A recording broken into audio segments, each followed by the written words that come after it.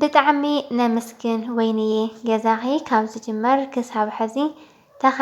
ተኸታተሊትኪ እየ እና ኩሉ ግዜ ፅቡቅ ግንዛቤ ሒዘ እየ ዝወፅእ ነዚ ከዓ ብልቢ የመስግን እሺ ቤትወይ ሕዚ ግን ናተይ ሕቶ እውን ግዚኣ ኣኺላ ኣላ ክትምልሰለይ ተስፋ ይገብር 200 ካሬ መሬት ኣለኒ እና ብፎቅ ክሰርሖ ባህጊ ነይሩኒ ግን ናይ ስደት ግዜይ ሓፂር ክኾን ብጣዕሚ እየ ዝደሊ እና ስደተይ ከይነውሕ ፈሪሐ ቪላዶ ክገብሮ ይብል ግን ድሓር ከይጥዓስ ይፈርሕ እቲ መሬት ብዙሕ ጠንካራ ዝበሃል ኣይኮነን ዋልካ ነገር እዩ ግን ከተማ እዩ ሴንተር ጽቡቕ ናይ ስራሕ ቦታ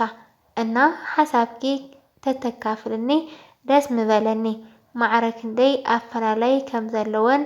መሊእኻ ይመረጽ ብቪላ ይኹን ብፎቅ ግራውንድ ፍጹም ጌራ ጽፍፍ ኣቢለ ከስርሖ እየ ዝደሊ ሓሳብኪ ኣካፍልኒ። ሰሚኝማ እህቴ ሰሚኝ አንቺ ጀግና እየኖርሽ ያለሽው በስደት ጎዳና አይዞሽ አትተክዢ ቀና በይ ካንገትሽ ቀና አርገሻልና ያሉትን በዙሪያሽ በአንቺ ተከብረዋል እናትና አባትሽ በሰው ቤት እንጀራ አንቺ ዝቅ ብለሽ ምሰሶ ሆነሻል ለቤተሰቦችሽ በርቺ በጽናትሽ ማንም ባያውቅልሽ አላህ አይረሳሽም የፈጠረ ጌታሽ አስተዋሽ በታች ትዳር ልጅ መውለዱን ሁሉም ችላ ቢለው የእድሜሽ መገፋቱን ማየት ብትመኝም የሴትነት ወጉን ታገሽ እህቴዋ አይዞሽ ባለሽበት አንቺ ነሽ ጀግናይቱ የሴቶች ተምሳሌት አንቺ ነሽ ጀግናይቱ። ባይዘወይ ዛገጥምን ብጣዕሚ ደስ ኢላትነየ ንደቂ መዳም ቅመመ ብጣዕሚ ስለዝፈትየክን ንዓኻትክን እታ ቪድዮ እታ ግጥም ማለት እዩ። ሰላም ፍትዋትን ክብራንን ኣብ መላእ ዓለም ትርከቡ ናይ ቻናሊ ቤተሰብ በብዘለኹምዎ ሰላምኩም ብዝሕ ትርፍ ይበለለይ ደቂ ዓበይቲ ወይ ማዕረይ እንኳዕ ድማ ናብ ቻናለይ ብሰላም መጻኹም ናይ ሎማዓንቲ ቪድዮና ዝኸውን ከምዛ ዝረኣኹምዋ ሓንቲ ሓፍተይ ያው ከምዚ ዝረኣኹምዋ ሓቢርና ዘንበብናዮ እዩ ዝመስል ሕቶኣ ኣነ ከዓኒ ስደታይ ዝኣክል ተኣሚጠ ኣብ ውሽጢ ዓዲ ኸ እንታይ ዓይነት ኣመለኻኽታ ኣሎ ብፍላይ ድማ ንደቂ መዳም ዝኸውን ከምኡውን ብዛዕባ እዚ ናይ መሬታ ዝሓተተትኒ ከምኡውን ብዛዕባ ናይ ገዛ መስርሒ ቪላዶ ፎቅ ንዝብል ሓንቲ ብሓንቲ ነገረኩም እየ እስካዕ ቪድዮ ፍጻመ ተኸታተልዎ ንቻናለይ ሓደሽቲ ዝኾንኩም ሰብስክራይብ ነባራ ዝኾንኩም ከዓ ላይክ ሸር ብምግባር ንኽተበረታትዑኒ ብትሕትና ይላቦ ላይክ ሸር ንትገብሩለይ ካብ ልቢ እናመስገንኩ እየ ክብራት ኣሕዋቲ እግዚኣብሔር ይኸብረለይ ማለት እዩ እና ዝሓፍትና ያው በመጀመርያ ዝሓተተትኒ 200 ካሬ ያው ብጣዕሚ ዝከታተለኪ እስካብ ሕዚ ጽቡቕ ግንዛቤ ወሲደየ ካብ ቪድዮታትኪ ንዝበልክኒ ክብርቲ ሓፍተይ ያዕኒለይ ክብረተይ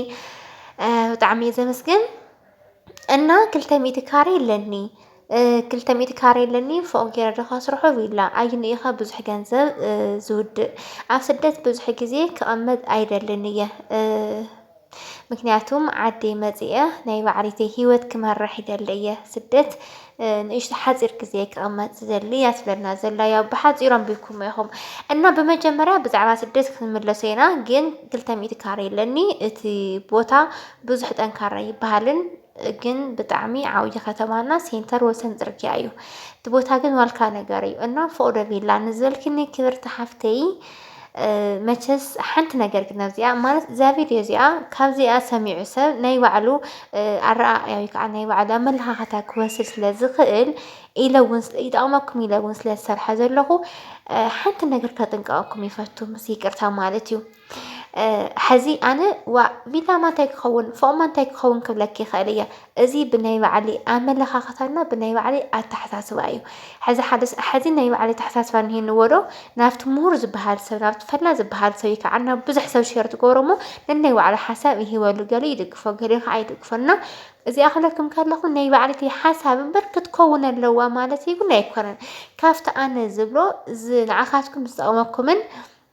ንዓኻትኩም ዝምልከተኩም ብቻ ኣንክ ትወስዱ ትኽእሉ እምበር ኣነ ዝብልክዋ ትኸውን እያ ማለት ኣይኮነን። ምክንያቱም ኣነ ሰብ እየ ናይ ባዕለይ ደስ ዝብለኒ ሓዚ ኣነስ ጅንሲ ስረ እንድሕር ዝፈቱ ኮይነስ ሓንቲ መሓዛይ ደሞ ጅንሲ ስረ ዘይክትፈቱ ትኽእል እንታይ ደኣ ቀምሽ ጉርዲ ክትፈቱ ትኽእል ኣነ ከዓ ቀምሽ ጉርዲ ዘይክትፈቱ ይኽእል ከምዚ ኢና ክንሪኦ ንኽእል እና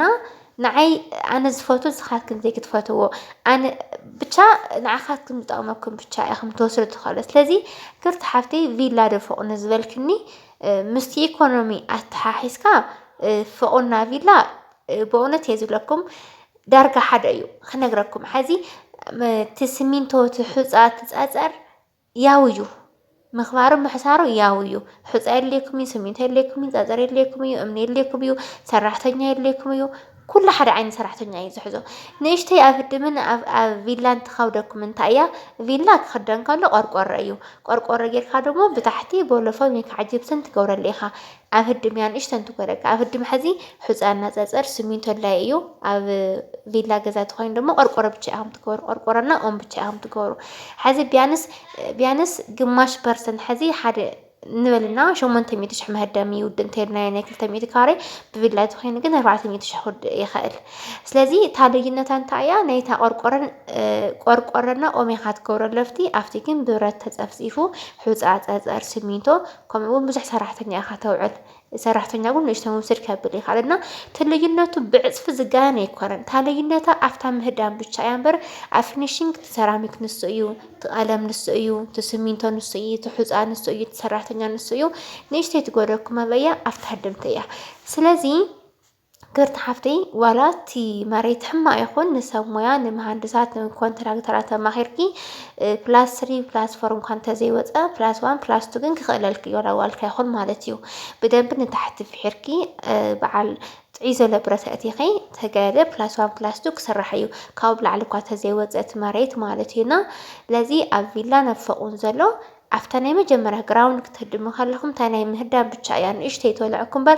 ዝተረፈ ኩሉ ያው እዩ ኣብ ቪላ ማዕፆ መስትያት ሰራሚክ ክግበሮ እዩ ኣብ ፎቅ ከዓኒ ማዕፆ መስትያት እዚ ሰራሚክ ኩሉ ክግበሮ እዩና ኣነ ዝመክር ፎቅ ተተስርሑ እየ ዝምረፅ ሕዚ ዓዲ ዓረብ ተኸይድኩም ማለት እዩ በተለይ ሕዚ እዩ እምበር ቀሪዩ ሕዚ እናኣረ እዩ ዳርጋ ቀደም ግን በተለይ ኣብዚ ገጠር ማለት እዩ ፎቅ እንድሕር ሰሪሖም ሕዚ ኣወዳት ዝወለዱ ኣዕራብቱ ኮይኖም ኣወዳት ሕዚ ሓዳር ዝወፁ እንዳወለዶም እዮም ሓደ ሃፍታማት ዘይኮይኖም ገዛ መስሪሖም ዝወፁ መብዛሕትኦም ግን ፕላስ 3 ፕላስ 4 ገይሮም ይስርሕዎ እሞ እቶም ወለድ ታሕቲ እቶም ቆልዑ ከዓ ኣብ ላዕሊ እዮም ሓዳሮም ዝወፁ ኣብዚ ዓድና ግን ከምኡ የተለመደ ንምንታይ ስኒት ፍቕሪ ስለዘይብልና ይመስለኒ እንተዘይተጋጊ ከዓ ባህልና ድዩ ዘይኮነ ኣይፈልጥን እና ክብርቲ ሓፍተይ እንታይ ክብለክ ደልየ ፎቅ ግበርዮ ክብለክ ከለኹ ኣነ ሓቂ ምዝራብ ንኽትነብረሉ ቆንጆ ብጣዕሚ ደስ ዝብል ንምንባር ተኮይኑ ቪላ ገዛ እዩ ከም ቪላ ገዛ ዝወዳደር የለን ቪላ ገዛ ጽፈቢልካ ጽቢካ ሰሪሕካ ንምንባሩ ብጣዕሚ ደስ ዝብል 200 ካሬ ሒዚ ቪላ ገዛ ክንባዓልካ ብቻ ጌርክ ሰሪሕኺ እቲ መረባኻ ጽቢክ ሰሪሕኺ ኣትክልቲ ምናምን ጌርክ ንምንባሩ ብጣዕሚ ቆንጆ ግን ደሞ ንወደፊት ዝበሃል ነገር እንዮ ሕዚ ኣብ ትግራይ ሕዚ መሬት ሰብ ዘባልዖ ዘለና ኣብ ላዕሊ ሰሪሕ ከተካርዮ ትኽእሊ ንደቂ ከይትገብሩ ትኽእሊ ፎቅ ምስራሕ ማለት ሓደ ሰብ በቃ ሳልሳይ ራብዓይስ ኩሉ ትውድእ ይመስሎ ግን ከምኡ ኣይኮነን እንደምን ሚልኪ ኣብ ታሕታይ ተሃዲምክያ ኣብ ላዕላይ ቀሲልክ ተስርሕ እያ በቃ ካልኣይ መሬት ገዝእ ትብልን ካልኣይ ሰረት ክስርት ትብልን እንታይ ደኣ ንዓ መቐፃል እያና ኣነ ፎቅ እየ ዝመርፅ ማለት እዩ ጋል ዓበይቲ ወይ እና ኣብ መንጎ ፎቅን ኣብ መንጎ ህድም እንተኮይነ ሕዚ ህድም እስካዕ ሙሉእ ንኸትውዲ 3 ሚልዮን ይውድእ እንተይልኪ ቪላ ከዓ 2.5 ክውድአኪ እና እታ ዘላ ኣፍራላይስ ብዝሕቲ የኾነት ስለዚ ኣነ ዝመርፅ ብህድም ተዝኸውን እዩ ግን ደሞ ብዝበለፀ ድማ ቤተሰብኪ ንኸተማኽሪ ካብኡ ከዓ ዝተምሃረ ሰብ ንኸተማኽሪ ይምረፅና ተንቅርሺ ግን ቢያንስ 200 ካሬ ብምልእታ እንድሕር ደኣ ሰሪሕኽያ ካብ 1 ሚልዮን ካብ 500,000 ብላዕሊ ኣፈላላይ የብሉን ትቪላ ብጣዕሚ እዩ ዝውድእ ማለት እዩ تبيلاون يوديو سلازي قال عبيت وي معري يا وزي أكل أفعلي كاو نجر كوخي حمش تبي تشو حد ميلين قال لي ليكونن كتوليت خليخي جندو مو تجازا عني بقولك 3-4 عز في مسرح بوتاس لا تقرف اللي زلخي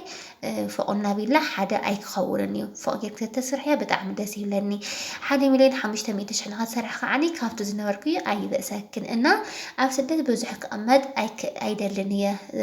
تلو نسرح سريحة عدك عتي إزرائيلي ياو الكنيخي أزيد ما ننسى زدق فاي أنا حدي أفسدت كندي عمت أميدة أمزي كسب أبايي تعينتها ملحقة اللي هو نزلك نقرأكم دق عبيت واي بايزوي ندعي بتشا كلنا يفت أرنديو أبيوتنا እግዚአብሔር ዝወሉ ብቻ እዩ ዝኸውን እምበር ሰብ ስለ ዝሓሚና ሰብ ስለ ዘለና ብቻ ይኾነ እግዚአብሔር ሕለፍዎ ብዘለና ሕልፈት ኢና ንሓልፎና እንታይ ክብለክን ይፈቱ ደቂ ዓበይቲ ወይ ማዕረ ኣብ ስደት ብዙሕ ግዜ ዘይምቕማጥ ንሓፍተይ ንሓወይ ንቤተሰበይ ኢልካ ብዙሕ ግዜ ዘይምቕማጥ እና ኣብዛ ዓዲ ተመፂኻ ብዕድሜኻ ተደፊእኻ ብጣዕሚ ዘጋፍዑኻ ባይዘወይ ክትምርዓ እኳ እንተይልክንስ ማለት እዩ ክብራት ሓዋቴ እዚኣ ክሓልፋ ዘይደሊ እንታይ ድዩ ክትምርዓ እኳ እንተይልክንስ